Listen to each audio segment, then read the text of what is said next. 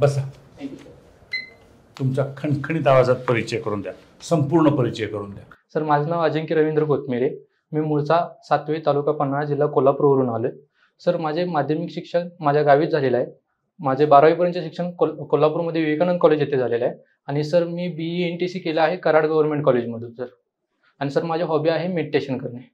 काय करणे? मेडिटेशन करणे. मेडिटेशन करणे. Very good. आणि आवड काय? सर, आवड चित्रपट बघणे, बुक्स वाचणे किंवा क्रिकेट बघणे sir. Very good, very good. तुम्ही इलेक्ट्रॉनिक्स अँड टेलिकम्युनिकेशनमध्ये केलं आहे? हो सर.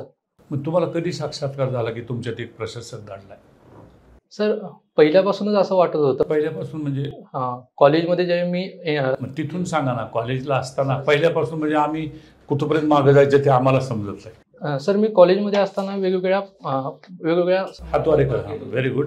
त्यामुळे मला असं वाटलं की आपल्यात लिडरशिप क्वालिटी आहेच. आणि त्यामुळे मी ENTC करत करत ह्या प्रशासकीय सेवेमध्ये पण यावं असं माझी इच्छा व्यक्त झाली सर त्यावेळी. पण ENTC कडे दुर्लक्ष झालं नाही ना? थोडेफार झालं, पण नंतर मी ते मॅनेज केलं सर. मॅनेज केलं का अभ्यास केला? अभ्यास केला, तेच अभ्यास. इलेक्ट्रॉनिक्स अँड टेलिकम्युनिकेशन तुम्हाला काय जास्त आवडलं? सर, टेलिकम्युनिकेशन आणि computer networking. What is difference between communication and telecommunication? Sir, communication is a broad concept where all communication are included, which receiver. आम्ही मराठीत विचारला ना प्रश्न का तुम्हाला मराठी नाही चालेल. कम्युनिकेशन मध्ये एक रिसिव्हर असतो आणि एक सेंडर असतो, आणि एक मीडियम मधून आपण त्याचा मेसेज देऊ शकतो. आणि टेलिकम्युनिकेशन मध्ये आपण सर ह्याचा यूज, स्पेस टेक्नॉलॉजीचा यूज करून आपण जाऊ शकतो सर. पण टेलिकम्युनिकेशन थोडक्यात अर्थ सांगा ना. Sir, telecommunication is a wireless communication where we use sorry sir. आणि येत आहे तुम्हाला टेलिव्हिजन, टेलिफोन, टेलिकम्युनिकेशन, प्रत्येक ठिकाणी टेली शब्द जोडलाय. सर, त्याला आपण दूरचा. मग संपला विषय, तेवढाच पाहिजे ना? हो सर. बरं, आत्ता तुमच्या माझ्यात चाललंय ते कम्युनिकेशन आहे का? हो सर. बरोबर. याच्यातनं हवा सगळ्या रूममधनं हायपोथेटिकली काढून घेतली, काल्पनिक. हो सर.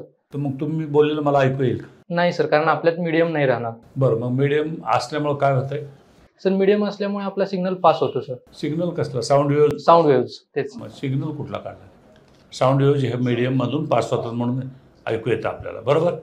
सूर्यावरचे स्फोट आपल्याला ऐकू येतात का? सर, नाही सर. का? कारण सर मीडियम नाही त्यांच्यामध्ये. बरोबर. मग टेलिकम्युनिकेशनला मी इथून ग्लोबच्या पलीकडच्या बाजूच्या व्यक्तीशी बोलतो. ग्लोब म्हणजे पृथ्वीचा ग्लोब, याच्या माध्यमातून मोबाईलच्या. कसं चालतं हे? काय डोक्याच्या बाहेरच आहे सगळं?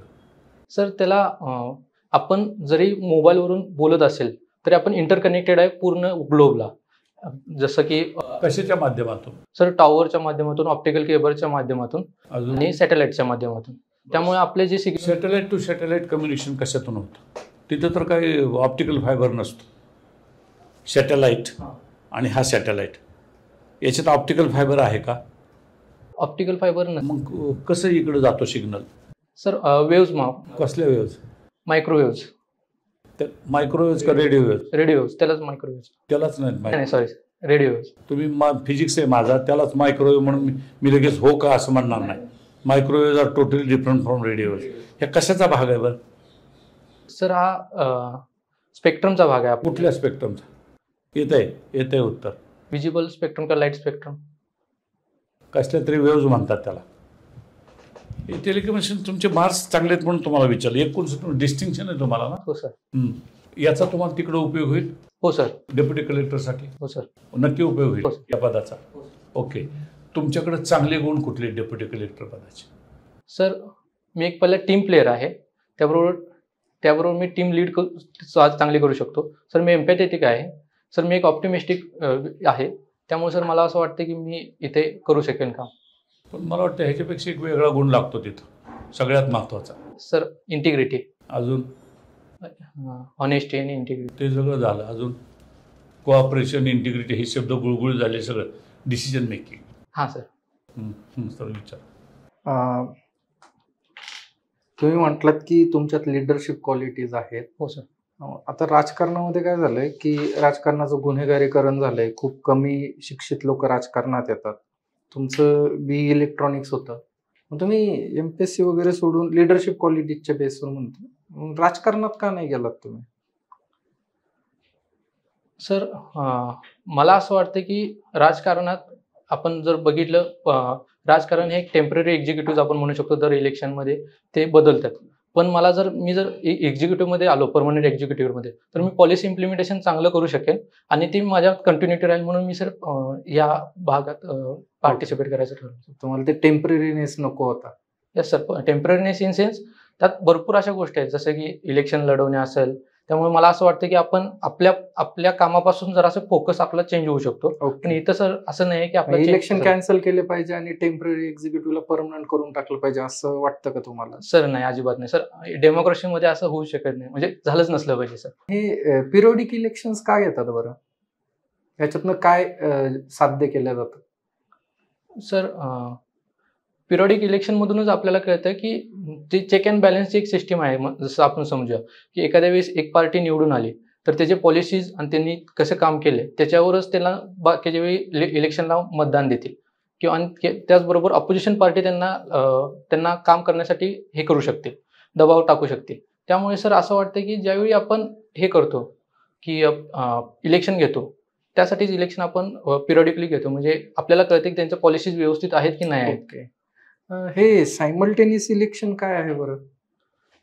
सर सायमल्टेनियस इलेक्शनमध्ये सेंटर्स आणि स्टेटच्या दोन्ही इलेक्शन सेम टाइमला घेणे असं आहे सर. ओके, पॉसिबल वाटतं तुम्हाला हे? सर आत्ता तरी बघितलं तर त्याच्याविषयी चाललं आहे, त्याच्याविषयी एक समिती पण निवडली आहे. पण मला असं वाटतं की असं नाही केलं तरी बरं होईल आपल्या ह्याच्यात. ओके, समिती कोणाच्या अध्यक्षतेखाली बनवली? सर माजी राष्ट्रपती रामनाथ कोविंदजी सरांच्या अध्यक्षतेखाली. तुम्हाला पर्सनली हे योग्य वाटतं का? माजी राष्ट्रपती आहेत, त्यांचं पद झालेलं आहे, त्यांना परत एखाद्या कमिटीवर बसवणं हे योग्य वाटतं तुम्हाला? सर मला वाटतं त्या कारणासाठीच त्यांना अध्यक्ष केलं असावं, कारण ते राष्ट्रपती होते. त्यामुळे ते दोन्हीला पण रिप्रेझेंट आधी करत होते, जसं की स्टेटला पण आणि सेंटरला पण. त्यामुळे त्यांना ते कमिटी बसवली असेल. ठीक आहे. हे गव्हर्नरचं जे पद आहे ना, हे खूप प्रॉब्लेमॅटिक आहे. तर माझं असं मत आहे की गव्हर्नरचं पदच काढून टाकलं पाहिजे. तुम्हाला काय वाटतं? सर मला असं नाही वाटत की गव्हर्नरचं पद काढून टाकलं पाहिजे. पण त्यांना एक गाईडलाईन्स पाहिजेत की त्यांनी कसे काम केलं पाहिजे. काम इन सेन्स कोणते ऍक्ट पास केले पाहिजेत, कोणते त्यांनी रिझर्व्ह केले पाहिजेत, किती दिवसात केले पाहिजेत. त्यासाठी सर आपल्याला ज्यावेळी सेंटर आणि गव्हर्नरचं महत्वाचं काम आहे की ते सेंटर आणि स्टेटमधल्या दुवा आहे सर. त्यामुळे ते महत्वाचंच ते असलाच पाहिजे सर. मला वाटतं ते सेंटरचे एजंट आहेत, दुवा नाही आहेत. तुम्हाला काय वाटतं? सर मला अजूनही असं वाटतं की ते सर दुवाच आहेत. जरी एखाद्या वेळेस एक्सेप्शन्स असले तरी पण सर ते. फेमस केस कोणती आहे गव्हर्नर्सच्या संदर्भातले? खटला कोणता आहे? सॉरी सर, मला रिकॉल नाही होत. मी नक्कीच त्याच्याविषयी माहिती घेईन. ओके, तुमची हॉबी आहे चित्रपट बघणे आणि? नाही सर, हॉबी नाही, म्हणजे इंटरेस्ट आहे. ठीक आहे. त्याच्यात कोणत्या टाईपचे चित्रपट बघता तुम्ही? सर मी फ्री टाइम मध्ये चित्रपट बघतो. त्याला मी असं जेनरमध्ये बघत नाही. ज्यावेळी आपल्याला जास्त कंटाळा आला तर एखादी कॉमेडी मूवी किंवा एक असा मूवी. आवडता चित्रपट? Sir 3 idiots. का आवडला बरं तुम्हाला 3 इडियट्स? इंजिनिअरिंगवर आहे म्हणून आवडला का? नाही सर, तो ओव्हरऑल स्टुडंट्सच्या अप्रोचवर आहे की स्टुडंट्सने आपले ड्रीम फॉलो करायला पाहिजे, आपलं पॅशन फॉलो करायला पाहिजे. तुमचं काय पॅशन होतं? सर माझं पॅशन इंजिनिअरिंग प्लस सेवा करणे असं दोन्ही होतं सर. ओके, मग समाजसेवेत का नाही गेलात तुम्ही? सर मी ह्या कामातूनच समाजसेवेत जाण्याचा माझा निर्णय आहे सर.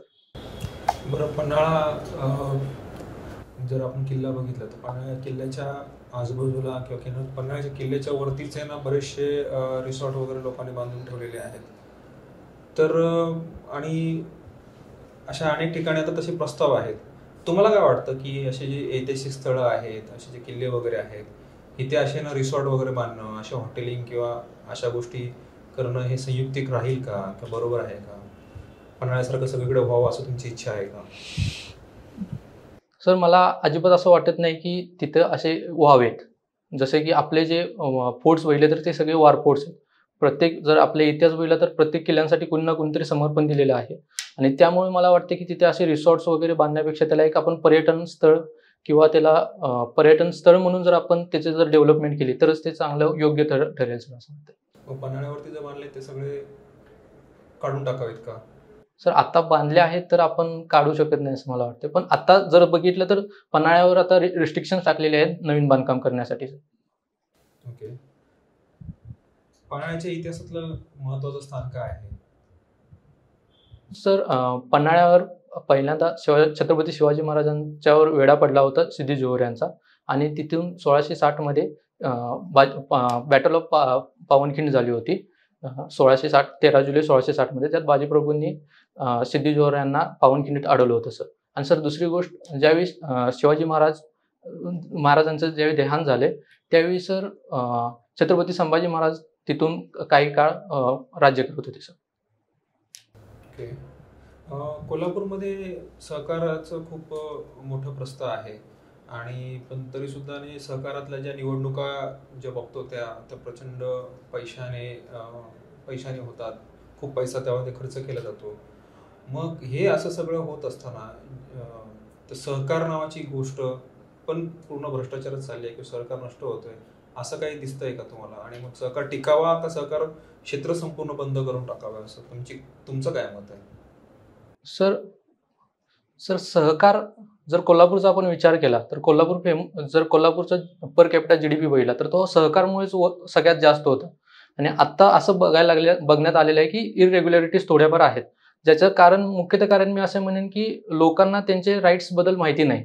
ज्यावेळी त्यांना सर माहिती होतील की आपले राईट्स काय, सहकारमध्ये प्रत्येकाला वोट करण्याचा अधिकार आहे, प्रत्येकाला व्हॉइस आहे स्वतःची, तो जर ज्यावेळी कळेल ना त्याचवेळी आपल्याला सहकार तो आणि चांगल्या प्रकारे करू शकेल सर आपण. कोल्हापूरमध्ये पूर परिस्थिती सध्या खूपच गंभीर होत चालली आहे. बऱ्याच वेळा पूर येत आहेत सध्याच्या काळामध्ये. तर तुम्ही प्रशासक असाल कोल्हापूरचे काही काळानंतर, तर ते पूर परिस्थिती नियंत्रण देण्यासाठी तुम्ही कुठल्या कुठल्या गोष्टी करतात?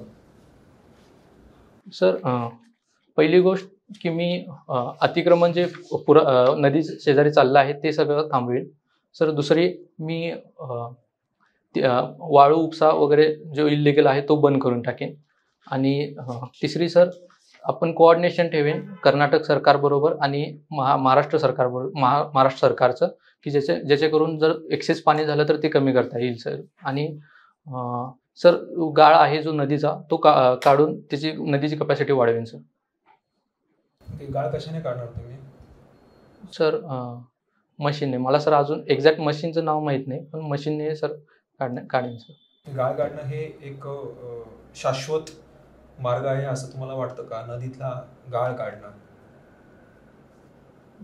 सर मला आता याच्यावरून थोडं माहिती करून घ्यायला पाहिजे, पण सहसा गाळ काढला जातो की ज्याच्याकरून कपॅसिटी वाढावी सर. या. Thank you sir.